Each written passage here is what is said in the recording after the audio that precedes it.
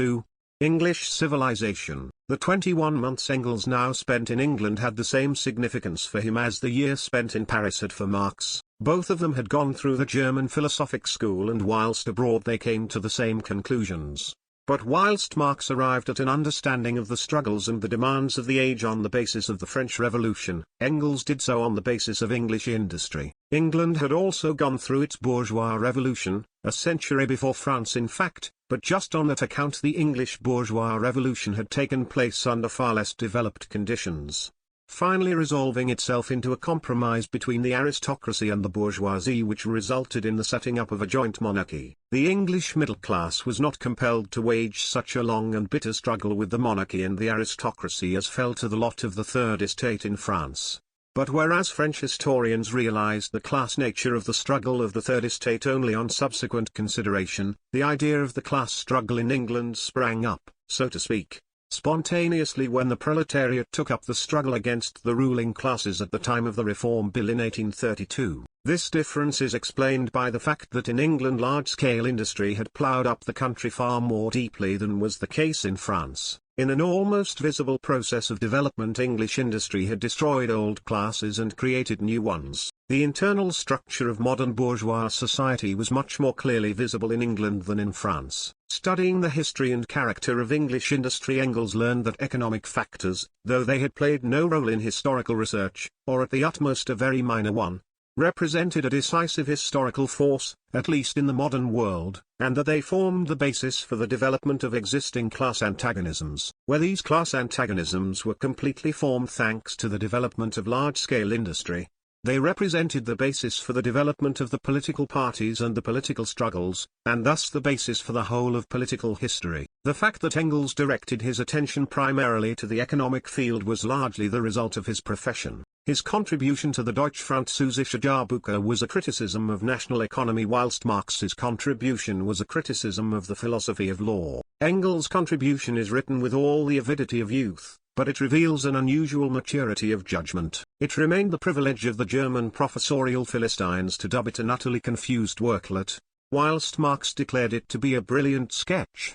It was in fact no more than a sketch, because what Engels had to say about Ricardo and Adam Smith was by no means exhaustive and not always correct, whilst the objections he brought forward had perhaps already been made by the English and French socialists. However, his attempt to explain all the contradictions of bourgeois economics from their real source, private property as such, was brilliant, and it carried Engels far beyond Proudhon, who never got any farther than fighting private property on its own ground. The observations of Engels concerning the inhuman effects of capitalist competition, the population theory of Malthus, the ever-increasing momentum of capitalist production, the commercial crises, the law of wages, the progress of science, which he declared had degenerated under the rule of private property into a means for consolidating the slavery of humanity instead of being a means for the emancipation of humanity, etc., contained the fruitful seeds of scientific communism on the economic field, and it was Engels in fact who was the pioneer in this field. He was much too modest about his own contributions. On one occasion he declared that Marx had given his economic writings their final shape and form,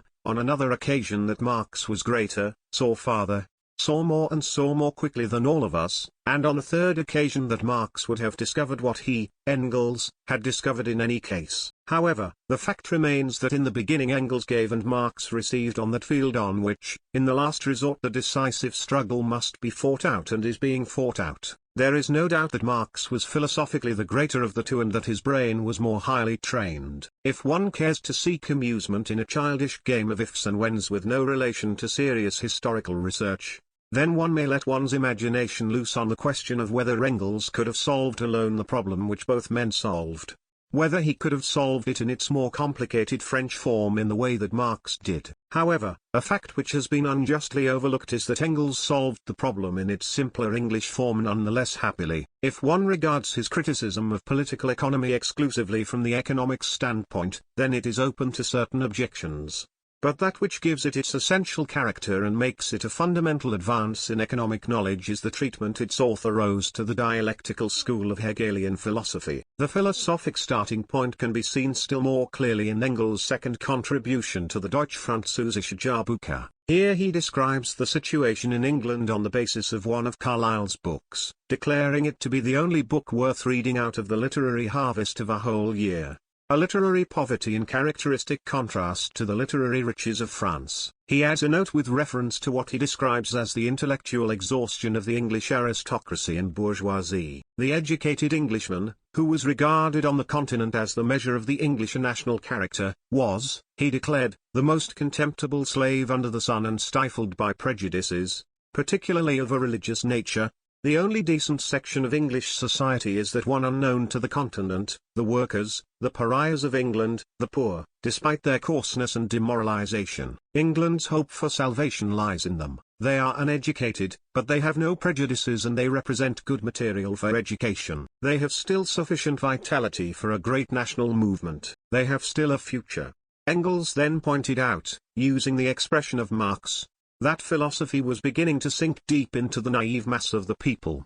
No respectable English translator had dared to do Strauss' Life of Jesus into English and no reputable publisher had dared to publish it, but a socialist lecturer had translated it and it was now being sold amongst the workers in London, Birmingham and Manchester as a penny pamphlet. Engels translated the most beautiful, often wonderfully beautiful, passages of Carlyle in which the latter described the situation in England in the blackest colours. However, he quoted Bruno Bauer and Feuerbach against Carlyle's remedial proposals, a new religion, a pantheistic hero cult, and the rest of it, pointing out that all the possibilities of religion had been exhausted, including pantheism, which Feuerbach's theses in the Anekdote had disposed of forever. Up to the present the question raised has always been, what is God? And German philosophy has given us the answer, God is man. Man has but to realize himself, to measure all the conditions of life against himself, to judge them according to his own character, to create the world in a thoroughly human fashion in accordance with the demands of his own nature,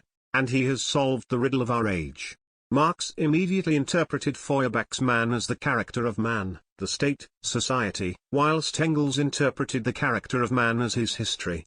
Our one and all which must be held higher by us than by any other form of philosophic school, higher ever than by Hegel, who in the last resort had regarded it as no more than a test of his own logical conclusions. It is extremely interesting to study in detail in the contributions which Marx and Engels made to the Deutsch-Französische Jahrbuch how the same ideas developed, colored in the one case by the light of the French Revolution and in the other case by the light of English industry.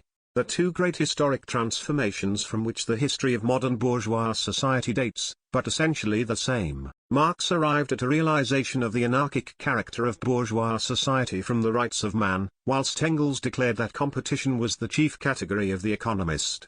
His favorite daughter, what are we to think of a law which can come into operation only as a result of the periodical revolutions of commercial crises? It is simply a natural law based on the unconsciousness of the parties concerned.